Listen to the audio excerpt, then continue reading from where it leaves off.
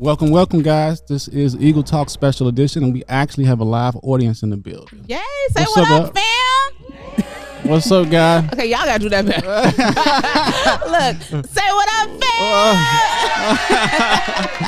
fam? Yeah, we are here. This is I guess our second job. We finished our first shift, and we're here doing what we do. Yes, because if you're checking in with us on YouTube or listening on the podcast, what you haven't seen or you may be able to see if you are on YouTube is that we are in a room with some of our close friends and family. We are doing a live podcast recording, and we're just so grateful because a lot of these people, like, y'all been rocking with us for a minute here, right? Yeah, so we are grateful to be here with them today. Yeah, well, we are. What we're gonna do? We're gonna check in first. Yeah, let's check in. What's cool. up with you, Lou? Mansfield House sold. It was a keeper. Interest rates went up. Got rid of it, turned into a flip. That was a good one.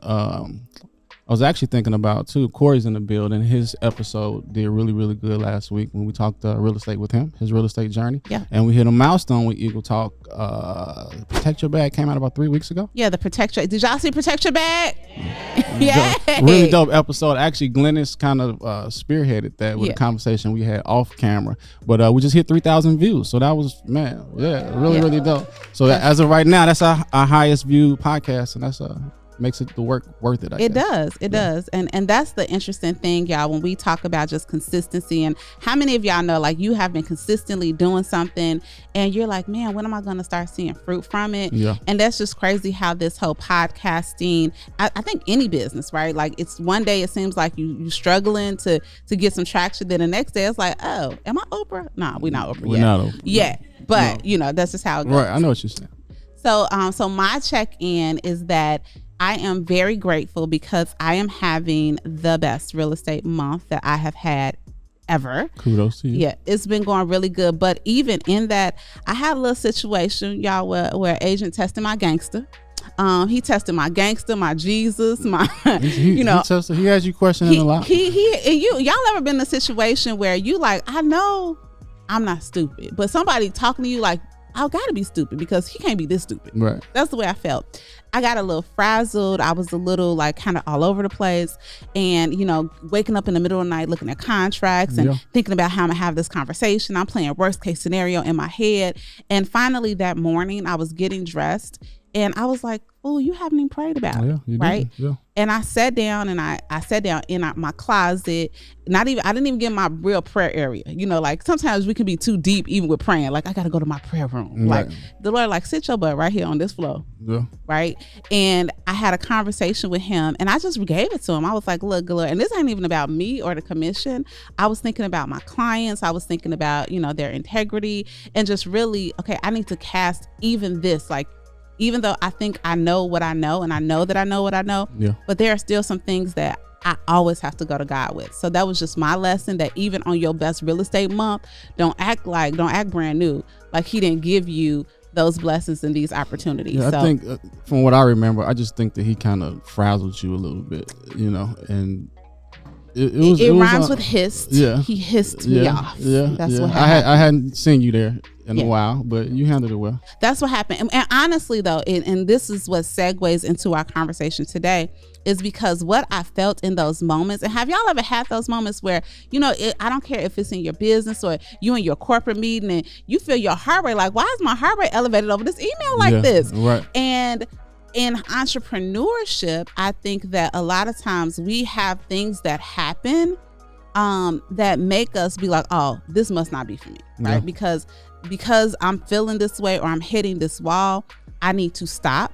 And that's what we want to talk about today. Is like, most people do stop. They get to a point where they're pushing towards a goal, but they hit a certain milestone or a certain wall or a certain challenge, and they think to themselves like, this must be an indicator that I shouldn't be doing this. And we're going to talk about just some of those indicators. Yeah, I'm thinking of a quote I saw yesterday. It said, consistency is better than intensity. And what you're explaining is how people go so hard, and they don't get the results that they want, instead of just, being consistent. Just, if it takes what it takes, that's fine. But just don't bang it out for 30 days and then just give up on it. Yeah. So it's just, and we've talked about this several times about being consistent. But Corey and I, we've thought about 3 things, right? When we think about our own entrepreneurship journey, we have a lot of friends, a lot of y'all that are here with us that are in that space. So what are some things that come up that when we have challenges in these areas, then that might be a signal like, ooh, let's stop. And we've identified 3. I think the first thing is relationship. It can be relationships with friends, with family. We have one coming up when we're talking about marriage, right? The husband and wife being in business, whether it's together or separately, and not really wanting to, rub somebody the wrong way. If your business is succeeding and the other one isn't, it's just some hard conversations that you have to have. And then I also think, when you don't have entrepreneurs in your family, they can kind of, crap on your dreams a little bit. You know what I mean? Yeah, I go back to when we first started in this space. Because you've always been an entrepreneur, right? So I'll go back to then. Like, I know that our relationship made your entrepreneur journey hard because I didn't understand, and I thought that you were just making our life harder than it needed to be, right? Yeah. No comment. No comment. There was resistance. We got through it. But here's the flip side, y'all. When I came into the entrepreneur space, you would think that Corey would have been all gung-ho, right? But it's not that you weren't supportive, but you were used to Rosemary, school teacher, available to y'all in a different sort of way. And I think that there was definitely some push and pull. And there were definitely times where I felt like, I literally, I would cry to Corey like, this is your idea. Like, why are you making it so hard for me? Yeah, I did. Okay. And those are definitely facts. I helped with the whole Rosemary to Realtor thing, but you're right. The dynamics changed. Household, our relationship, just scheduling, right? Yep. But I think the big thing happened when you pretty much put our life on in front of everybody, right? Which is what we do now, and everything became, but I mean, that's your, that's the way I track clients. Your lead attraction, and I was just like, man, can we like have dinner without, you know what I mean? But I get it now. I get it, and it's not, you're not trying to overdo it. It's just part of how you run your business. Right. But there are some relationships. And I remember once having a conversation with Gogo. Shout out to Gogo. Yeah, Bethke. She's she is everything. Like anything on somebody's resume is what you call Gogo. But when I met her, because she's like really grew her real estate business from social media, and now it has exploded to so much more. But when I met her, I remember asking her, because like when she and I met, she asked like 8 people to take our picture. Can you take a picture? Can you take a picture? Because this is what she do. I didn't get it. Yeah. She markets on social. And I asked her, I said, how is that with your husband? Because me and you we were battling, and I don't think that I was going to quit, but that I was experiencing so much resistance that I was definitely going to quit some of the things that I was doing. Yeah. And she just told me like, look, when I start bringing these checks home and me and him start having these different conversations, you have to prove yourself. You have to prove that you're not just, doing stuff for kicks. And she's like, and sometimes you might have to put your phone up, and you might have to be respectful. So for us, we had to, and we still have tough conversations around what works in business. And now we don't feel like we have to stop, but it's hard to have those tough conversations sometimes. Yeah, well, I stopped. Your first 6-figure month, I completely shut up. I was like, I'm rooting for you. Do what you got to do. I'm telling the truth. But okay, but while we're talking about relationships, that's the husband-wife dynamic. Yeah. How many of y'all entrepreneurs out here, you may have relationships with friends, people who you used to work with, people in your neighborhood, like they remember you to be one way, and now that you're working towards looking a different way, and you know what I'm saying, like that can be a pressure point. I've had people tell me before, like, I don't want to be a sellout, right? My hairdresser just put up, shout out to Mup. She said, I can't wait to move to a new city. I can't think of what the thing said. She was like, I can't wait to move to a new city, start traveling and drinking champagne so all of y'all can call me sellout. Right, but that sound like Mup. But that can really be a point of where people are like, where they don't want to move forward because we're afraid, does moving forward in my life mean that me and my best friend from the hood won't ever have anything to talk about anymore? Yeah. Have you experienced that? Earlier in my entrepreneur journey, Now, no, but I definitely felt the separation. I definitely felt the, people looking at me different. And not that I was better, but I was just trying to get to a different tax bracket, right? Or whatever I was trying to do, that's not what they were doing. And that's okay. Sometimes you got to leave people behind to grow. And it's, in my opinion, I don't think there's anything wrong with that. Where it can get a little hairy is if the money changes you. Yeah. Right. That's what I was about to say. I think it's your intention. Absolutely. You're like and Oprah has said it before that resources they elevate who you already are. Absolutely. So if you've already been a jackass, you're just gonna be a bigger jackass one. Yeah. But if you've already been a giver, and I was just thinking about this the other day, y'all, I used to be so stingy. And when I say stingy, my mindset around money was so frugal that even gifting, I remember that year Corey wanted that iPad. I almost stroked out. But what entrepreneurship has taught me, and honestly, we got it from our church. Our pastor said, the antidote to greed or being stingy is to be a giver. For sure. And it's given me an opportunity to give more.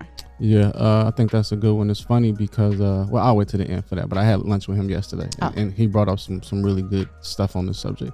What's the second one? Okay, moving on. So the first thing, most people stop because of challenges in relationships. They stop their entrepreneur journey. And then most people stop because of the money. Yeah. Let's talk about that. The money could be a stressor, right? I always say, let's get the money out the way. Or the lack of money. The lack of money, yeah. So we can kind of focus on the building. But you're right. I think, let me say it this way. The money, yes. But I think understanding the education is more important than the money. Yeah. Right? Because once you get smart and you have those people in your life that are going to help you get smart, the money's just a byproduct. Yeah. And this is something we've sat down with a few friends. I'm thinking of our photographer, Willie. When he was thinking about leaving his job, right?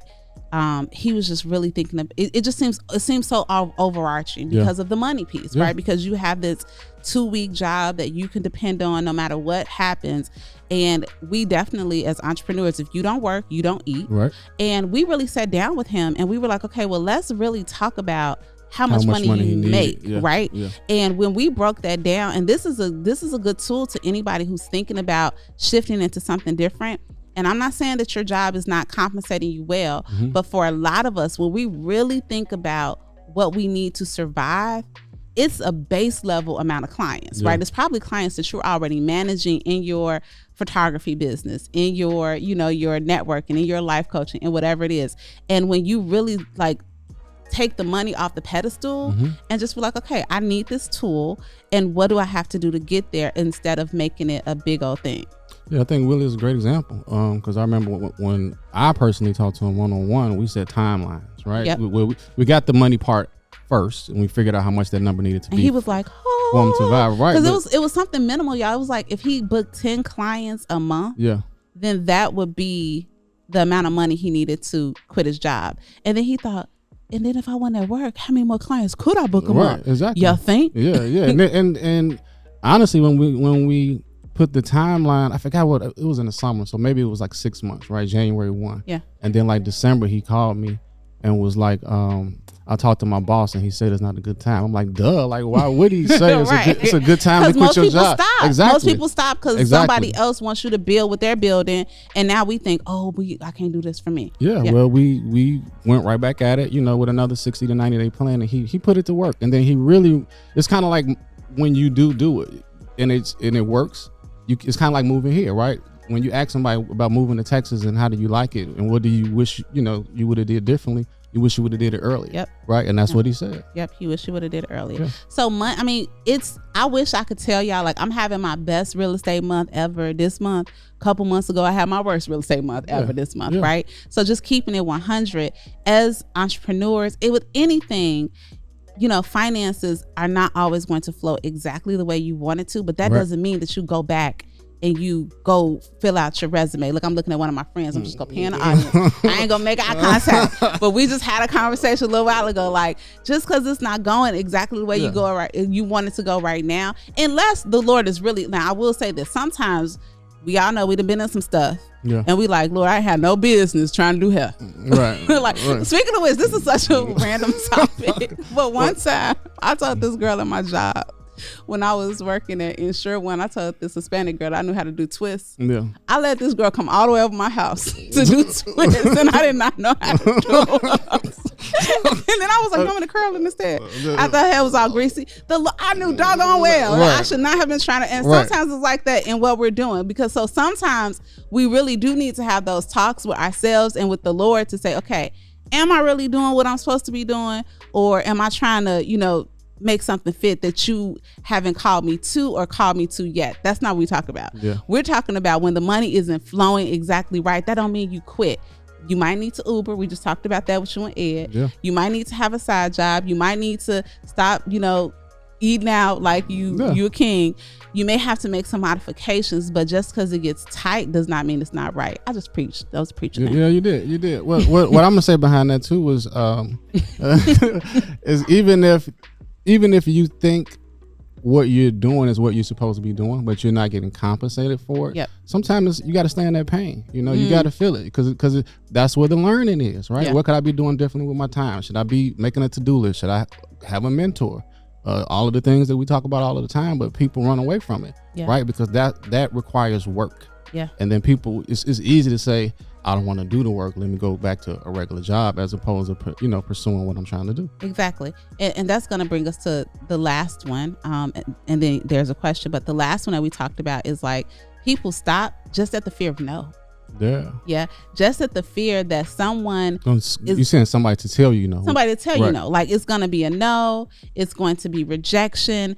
If that no may look like failure. So I know that for a lot of us, our our creative dreams die in our head because we think that we're going to be rejected. Yeah. And here's the thing. Even if we are rejected, that doesn't mean that that's still not what it is for you to do. Yeah. You hear stories, and we hear those stories all the time of, Oprah was rejected to be a talk show host, or Tyler Perry, he had to live in his car. No, like that sounds like a sob story, like a cute story, right? What now that he's on the stage is cute, but really, have you ever lived in your car trying to push a play?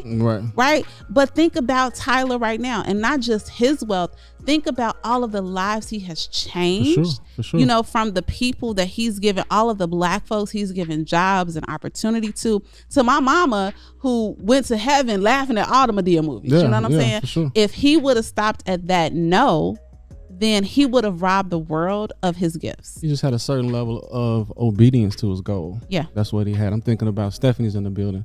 And I'm thinking about from when Stephanie first started real estate. How long has it been now for her? A little bit over a year. Okay, she was. What up, Stephanie? Everybody say, hey, Steph. Hey. Stephanie is our niece.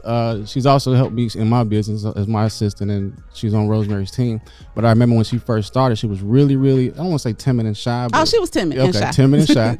And to today, I overheard her, I think, talking to you, saying she passed out 15 business cards yesterday. Yeah, and then she told me this morning, like, we talked about our glow and our grow in our team meeting, and she was like, man, I bodied that repair amendment.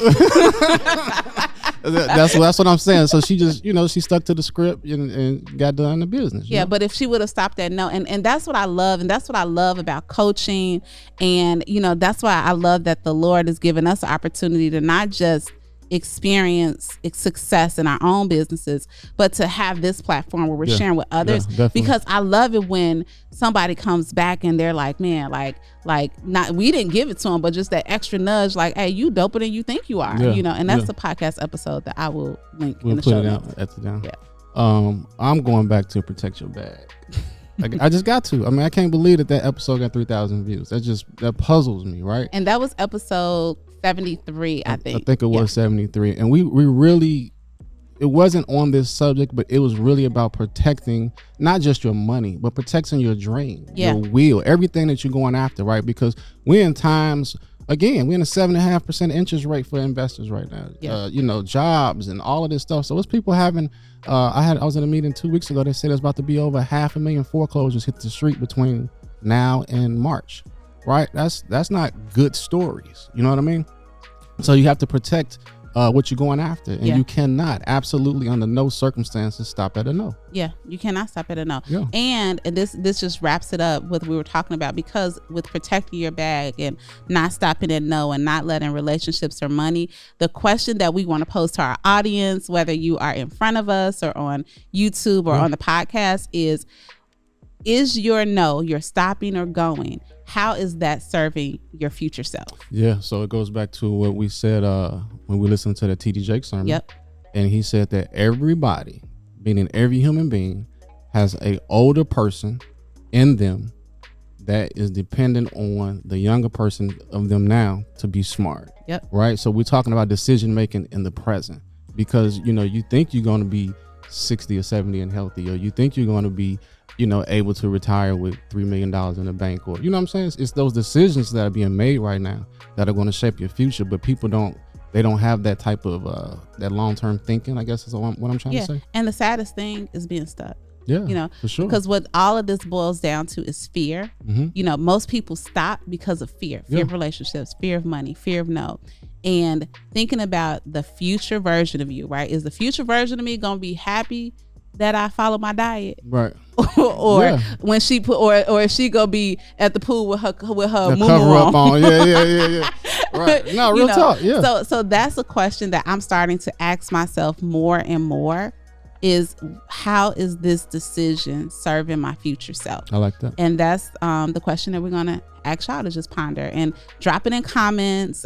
Hit us up on social, Eagle Talk with Team Lewis, join our private Facebook group, or on Instagram. And we want you to, for real, answer that question. Like the things that you're doing on a daily basis, whether it's in business, even if you beefing with your husband, like if clapping back on Corey, how's that going to serve the future Corey and Rosemary? It's not going to help us. And sometimes you just have to really think about it. So I mean, that's the truth. But that's a great question for them to ask. I want to thank you guys for coming today. I want to thank all of us listeners and subscribers for just rocking with us, man. It's getting real interesting. We're planning a lot of good events. Eagle Talk Live 2023 is on the table for discussion. We're bringing people in.